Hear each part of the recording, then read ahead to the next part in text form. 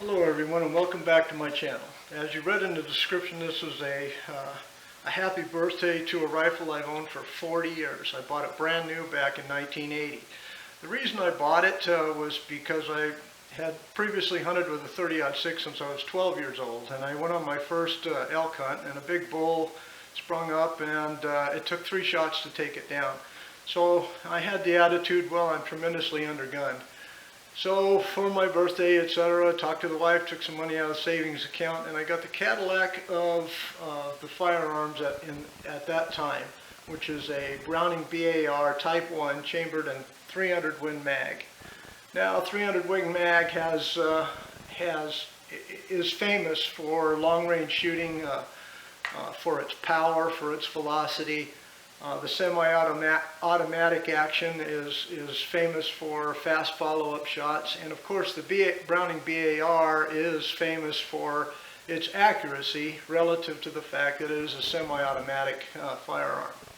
Now, as far as the firearm is concerned, like I said, this is a Type 1, so now they're probably on version 4 or 5 or whatever, but I've never modified or changed this rifle other than to put, scope on it from its original, sights that it had. I had to take the cloverleaf off there so that I could mount the scope.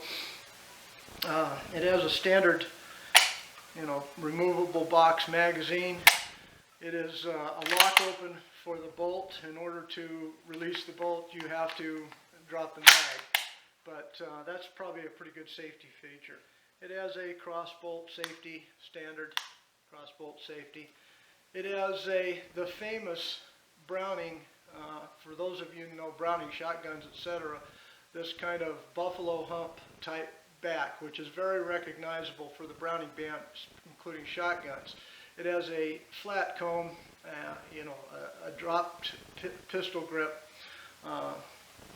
It is all steel receiver, all steel barrel, made in by Browning. It says, Morgan, Utah, but Fabrique Nationale, and assembled in Portugal. So that doesn't matter to me. It's a Browning, by God. And when you're young, that's the absolute Cadillac of firearms. This rifle also kind of shows its date by the sling that I have on it. Some of you might remember, if you're old enough to remember these types of slings from the 80s. It's got a picture of an elk on it, and probably that's the one that I missed. As far as this firearm is concerned, the recoil is pretty heavy, around 27 to 30 pounds, depending on the load development that you do. After the first 20 years, I probably shot nothing but standard core-lock ammunition in it from 150 to 180 grain. The accuracy was hunting accuracy. It was, if I did my part, it was anywhere between 1 to 2 inches. When I got into reloading about 15 years ago, I developed a round for it to 165 grain that I could push out at about 3,200 feet per second that did at least MOA or better if I did my part. So I'll kind of show you that now, because people wonder how they shoot even after 40 years. Well, here's the target for the workup that I did last fall.